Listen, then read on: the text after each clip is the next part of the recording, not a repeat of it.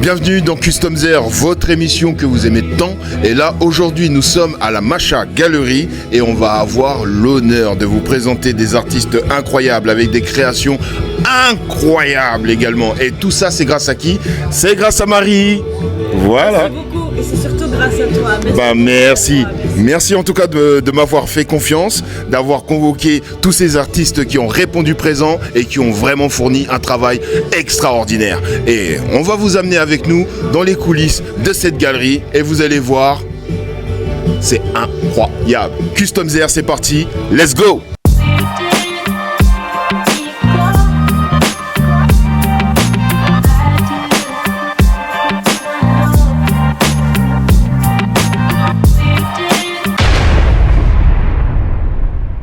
Nous sommes avec l'artiste talentueux, Sneak Art Custom. Mais comme d'habitude, moi j'invite que des gens talentueux. Et là, il va nous raconter son parcours, sa passion. Et franchement, c'est un chic type et vous allez le découvrir avec nous.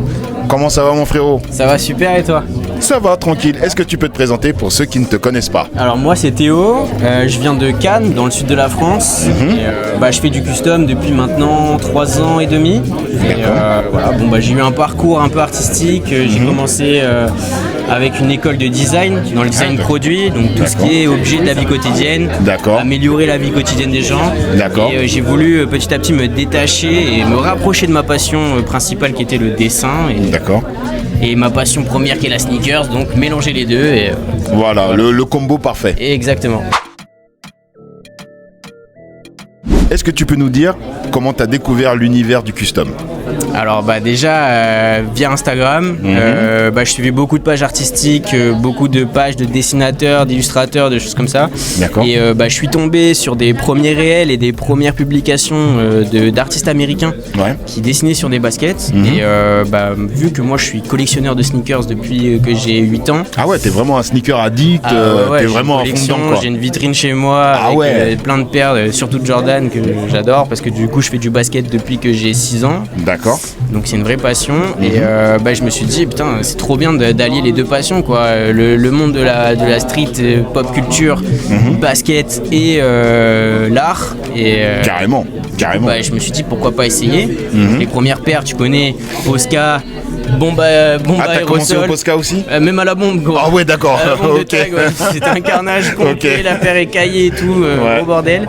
Et après j'ai commencé à regarder des artistes français donc le premier c'était toi avec BGX aussi. Et dédicace au BGX. Bisous mon Fab. Et j'ai commencé à apprendre à travers vos vidéos, à travers vos customs, commencer à déjà à connaître la marque Angelus, qui est la marque principale pour moi. Les pinceaux, le truc comme ça, parce que moi je faisais beaucoup de dessins mais c'était crayon papier et pas vraiment pinceau, pas peinture en tout cas. Donc j'ai dû m'apprendre ce milieu-là. Et puis voilà, je me suis lancé et là on en est là aujourd'hui. On en est là aujourd'hui, effectivement, mais avant de parler de la dinguerie que tu nous as faite, là, avant de parler de ça, là, tu vas nous expliquer un petit peu, en fait, tu dessines depuis combien de temps? Ça a toujours été une passion, depuis tout petit, c'est comment? Alors, ça me vient de ma grand-mère, qui était maîtresse d'école, et à chaque début de cours, elle venait en avance, et elle dessinait à la craie sur des tableaux. Et elle faisait cours, et en fait, quand les gamins arrivaient... Elle était prof générale, elle n'était pas prof d'art. Maîtresse d'école. Maîtresse d'école, elle avait des classes entre le CP et le CE2, le CM2. D'accord. Mais elle avait ce goût artistique. Et elle a toujours dessiné, elle a toujours kiffé ça en fait. Et elle m'a transmis ça en fait quand j'ai grandi, elle m'aidait à faire mes devoirs. Parce que du coup, vu qu'elle était maîtresse, c'était plus facile pour elle de nous apprendre. Et elle me faisait toujours avant et après les leçons, les devoirs, les machins, elle nous faisait dessiner, donc elle dessinait des trucs et moi je devais les reproduire. D'accord. Et au final, ça arrivait très vite que je commence à rajouter des trucs sur les dessins. Et elle commençait à se dire mais attends, mais c'est toi qui as fait ça, c'est toi qui as colorié, t'as pas dépassé. Elle commençait à être un peu surpris par ton inspiration quoi. Et moi je me suis tellement pris dans le truc que j'ai commencé à dessiner de mon côté tout seul même quand elle était pas là. D'accord. Et ça m'a suivi jusqu'à maintenant quoi. Ok d'accord. Mais j'ai envie de te poser la question, est-ce que comme la plupart d'entre nous, les mangas, les animés, ça t'a pas un peu influencé aussi? Bien sûr, Hein j'ai une grosse culture manga depuis que j'ai 8-10 ans, depuis que je suis en âge de vraiment lire et comprendre. D'accord. Donc j'ai commencé comme tout le monde je pense avec DBZ. Ah, la base. J'ai La lu base. tous les tomes 2 fois, j'ai kiffé, j'ai pleuré quand c'était fini. Je me suis essayé à One Piece. Ouais. Mais trop jeune, je pense. J'ai commencé trop jeune, trop long, donc Ouais. j'ai abandonné vite. J'ai eu une grosse période d'impressionnisme et expressionnisme. Avec, Ah, d'accord. ouais, j'allais beaucoup voir des musées, des expositions, des trucs comme D'accord. ça. Et je me suis beaucoup intéressé à la peinture, à l'obscurisme avec le Caravage, les trucs comme ça. Caravage, exactement. Incroyable. Et je me suis perdu dans le L'ombre et réalisme. lumière, Exactement. clair-obscur et tout ça. Exactement, Incroyable. c'est exactement ça. Ouais. Je me suis perdu dans le réalisme, donc dans ces choses-là, et je voulais vraiment refaire des dessins comme si c'était des photos en fait. Ah, d'accord. Donc je faisais beaucoup de reproductions, ça m'a permis de peaufiner ma technique et mon utilisation du crayon, on va dire. D'accord.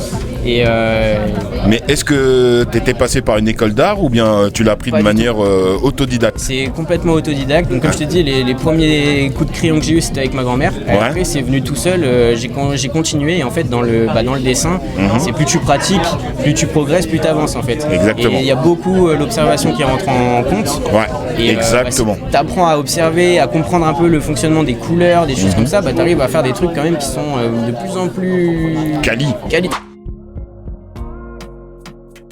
Bon, en tout cas, c'est super comme parcours parce que là, tu nous as dit le dessin, le custom, mais le custom, parce qu'on est quand même sur Custom Air, hein, il faut le rappeler.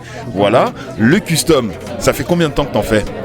Alors le custom, j'ai commencé mes premières pièces custom, c'était des planches de skate D'accord. et des tableaux pour particuliers, donc c'était des demandes pour des anniversaires, des trucs comme ça. D'accord. Où je mélangeais des images que je piochais sur internet, donc des inspirations, des trucs comme ça, et des créations.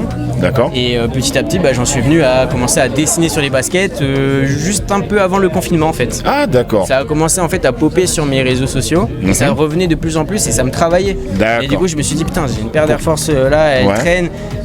Et après, Faut que tu j'en t'es fasse dit quelque chose. pourquoi pas Exactement. tenter, essayer de faire quelque chose dessus. Exactement. Et premier réflexe que j'ai eu, c'est prendre mon manga préféré. Donc Ouais. j'ai pris un Sangoku Super Saiyan bleu Ah, et ça envoyait. Et je me Ok. suis dit, ok, il y a peut-être quelque chose à faire là-dedans. Et voilà. ok, d'accord, impeccable. Bah, là, c'est super ce que tu nous dis, mais ce qui me surprend aussi, c'est que la plupart des gens qui ont commencé le custom, ils l'ont fait sur des baskets. Et là, tu m'as dit sur des planches. Ouais, j'ai commencé Ouais. sur des supports qui n'ont rien à voir avec les baskets. Ouais, voilà, c'est ça. Et de base, je suis skater. Ah, d'accord. Et il y avait. T'es un peu le... Ouais, j'ai un peu le flow. Ouais, t'es un peu le flow skater, cheveux, tout. Là, je te vois bien en Californie, là, en mode flip. Bah ouais, peut-être pas la qualif, mais en tout cas, Cannes, c'est un peu pareil. Ouais, bah, il y a le soleil. Il y a le soleil, Il y a le et beau temps. un putain de skatepark avec les palmiers et tout, donc c'est pareil. Ok, d'accord, c'est Et cool. ouais, donc skate, les potes qui me demandaient de faire des petits dessins au début au Posca, ça a commencé comme ça, puis D'accord. après, commencer à faire des trucs un peu plus gros. Ok. Est-ce que tu peux nous expliquer en fait le moment où tu as fait un petit switch et tu t'es dit j'ai commencé à être productif, à montrer mon travail sur les réseaux sociaux en espérant que ça prenne petit à petit. Comment c'est venu ce cheminement? Comment tu t'es dit pourquoi pas moi? Bah, en vrai, je suis pas trop un gars des réseaux, tu vois. De base? Ouais, j'avais mon compte perso, tu vois, où je postais 2-3 photos quand je partais en voyage, où Ouais. je faisais des trucs un peu à foufou, tu vois. Ouais, voilà. Et c'est vrai que j'ai jamais commencé à poster ce que je faisais. Et je me rendais compte qu'en fait, les gens, ils avaient une image de toi en fonction de ce que tu postais. C'est vrai. Surtout les gens qui ne te connaissent pas, en fait. Et je me suis dit, pourquoi pas montrer aussi ce côté un peu plus sensible, tu vois, un peu plus artiste, Ouais. entre guillemets. Ouais, ouais. Et en fait, c'est venu au moment où je suis rentré dans cette école de design. Où on a commencé à faire des projets régulièrement. Et moi, il me fallait quelque chose, tu vois. Il me fallait quelqu'un qui me dise Une direction. voilà, tu vas faire tel projet, il va falloir que tu l'amènes au bout et que tu sortes quelque chose de quali, tu vois. D'accord. Donc du coup, je me suis dit, bah écoute, montre un peu le cheminement, fais des petites photos parce que tu fais des trucs sympas, tu vois. Au début, c'est très esthétique, très stylé. Donc j'ai commencé à poster, j'ai mis en story, puis j'ai vu que beaucoup de gens réagissaient en disant, putain, je savais pas que tu faisais ça. Ah, d'accord. T'as quand même un certain truc et tout. Donc je me suis dit, ça C'est en- fait monter ton ego et un peu ta confiance, tu vois. Exactement, c'est en postant, tu as vu les retours super positifs, ça t'a donné confiance Exactement. pour vraiment persévérer dans ce domaine-là et exceller. Exactement, c'est exactement ça. Et après, bah, du coup, quand j'ai connu toutes ces pages de custom, donc surtout des customers américains au début, je me suis dit, putain, mais les gars, ils arrivent à peut-être même en vivre de ce truc-là. Donc je me suis dit, pourquoi pas peut-être Mais quand tu dis customer américain, il y a qui parmi eux? Alors, t'as des noms comme ça? Il y avait De Jésus. Ouais, Dylan, la base. Le premier, en vrai, c'était The Surgeon. C'est le mec qui faisait du bespoke. Oui. Je vois. Bah, gros inspi. Je me suis dit, putain, le mec, il crée. En fait, vu que je suis collectionneur de basket, je me suis dit, putain, le mec, il se crée ses propres. Là, ça t'a parlé direct, là.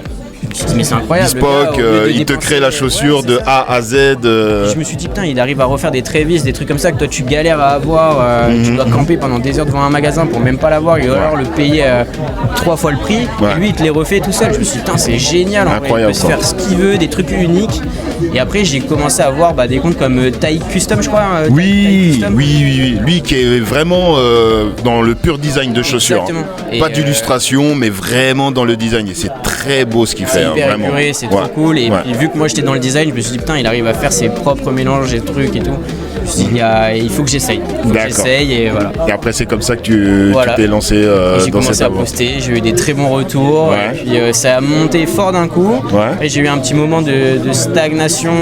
Justement, j'ai envie de t'en parler de ça.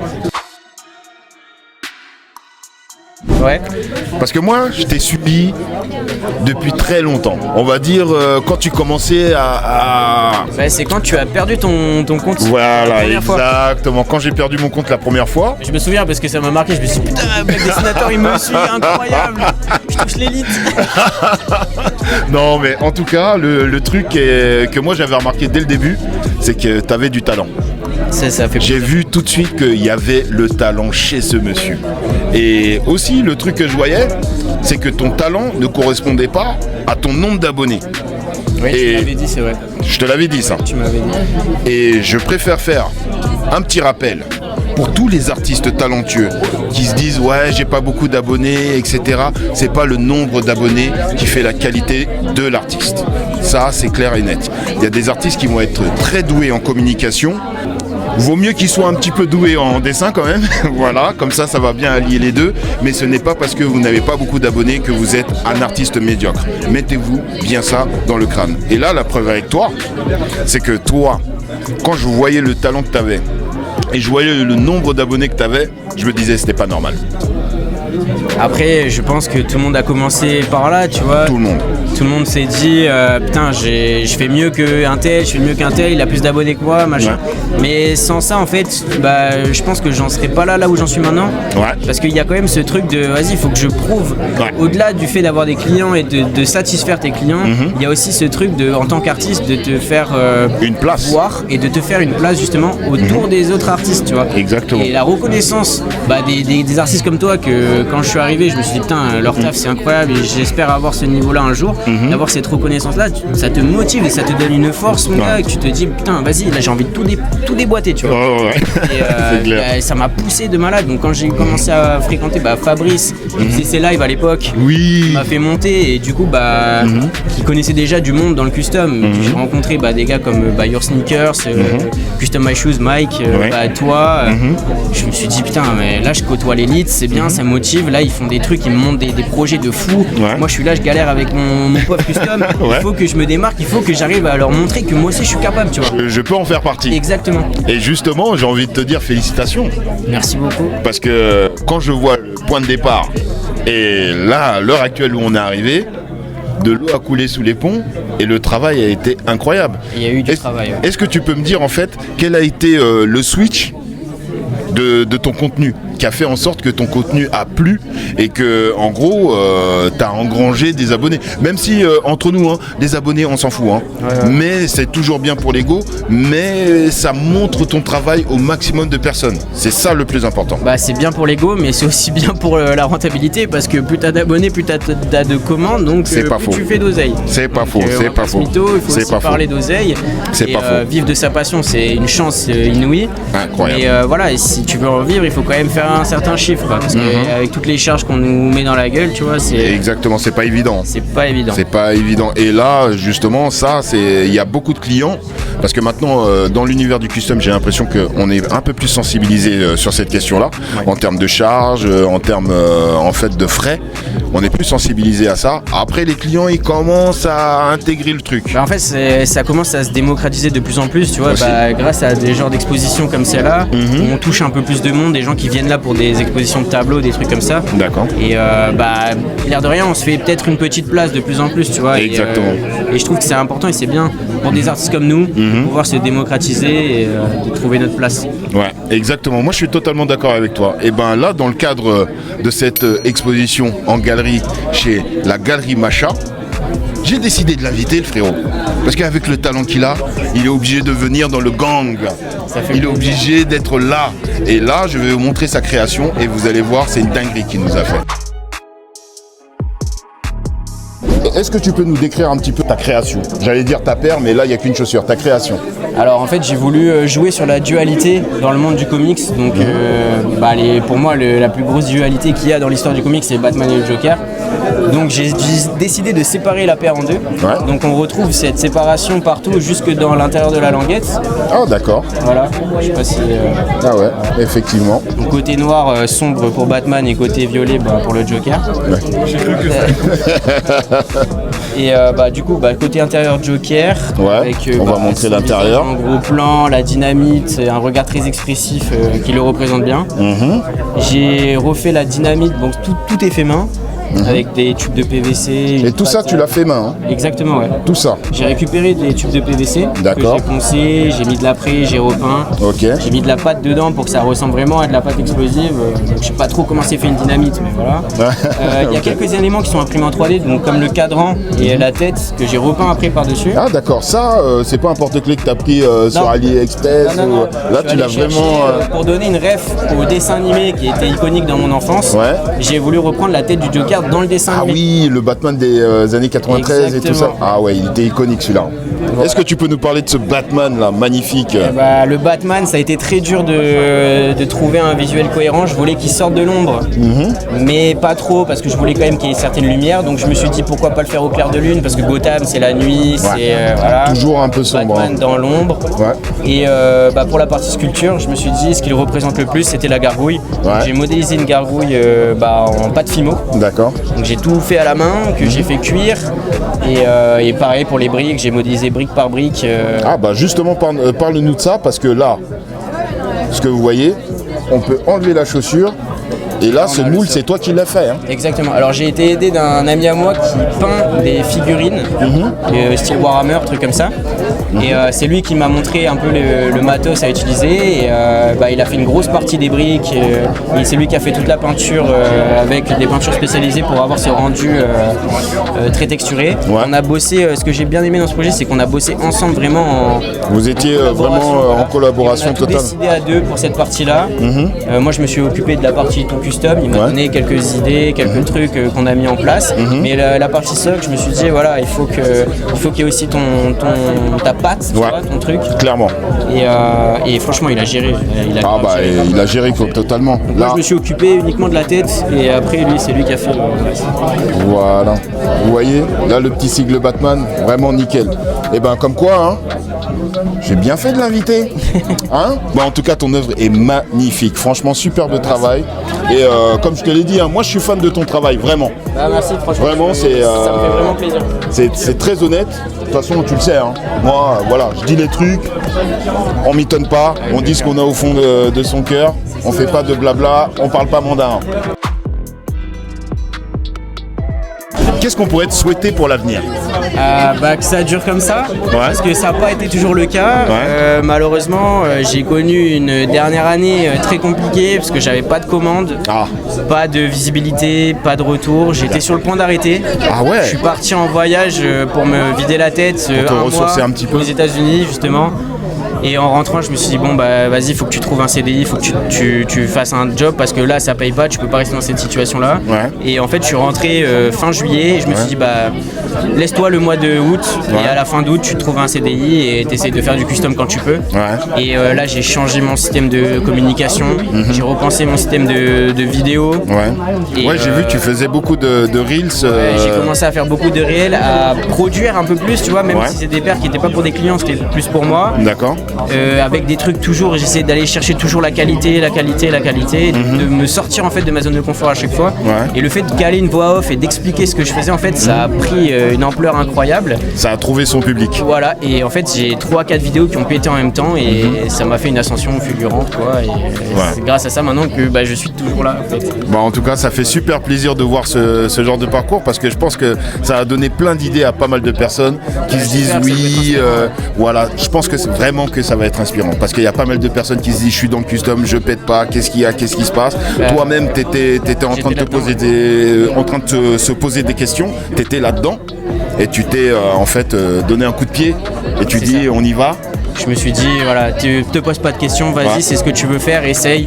Si ça marche pas, bah tant pis. Et comme je t'ai dit, j'étais sur le point d'arrêter, donc je me suis dit, t'as rien à perdre, tente tout pour le tout et vois ce qui se passe. Et en vrai, bah, je souhaite ça à tout le monde parce que si tu veux vraiment vivre de ce que tu fais ou que tu as vraiment des rêves, faut vraiment y croire jusqu'au bout. Et si t'as la conviction que ça va marcher, ça va marcher. Ça va marcher. Voilà. Bon, en tout cas, merci beaucoup pour ces paroles positives. Avec plaisir. Franchement, merci ça fait plaisir, pour l'invitation et franchement, super expo, ça fait trop plaisir d'être là. Ah bah ouais. De te rencontrer. Bah de se voir en vrai, enfin. De ouf, putain, depuis le temps. Bah ouais, c'est cool en tout cas. Et là, on va passer au tac au tac zer. C'est parti.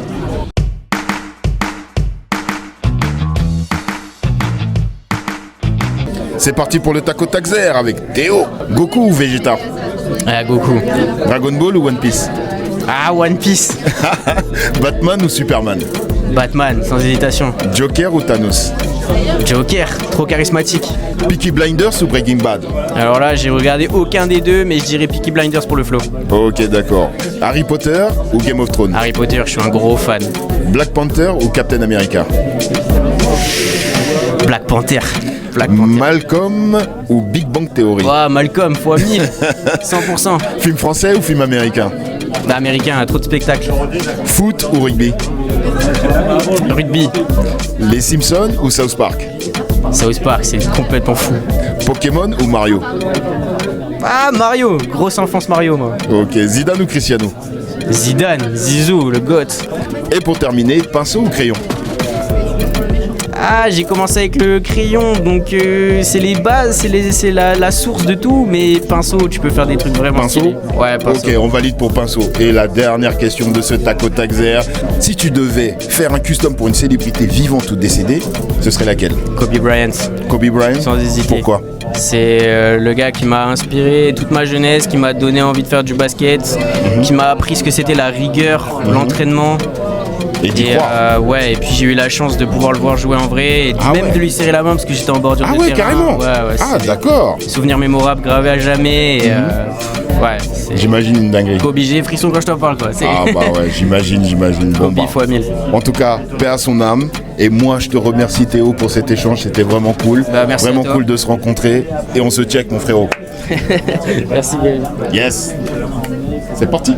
Hop, où tu vas comme ça? Oublie pas de lâcher ton like, ton meilleur commentaire. Et je t'invite à regarder les précédentes émissions sur la chaîne. Et surtout, abonne-toi pour faire grandir le mouvement. Ciao.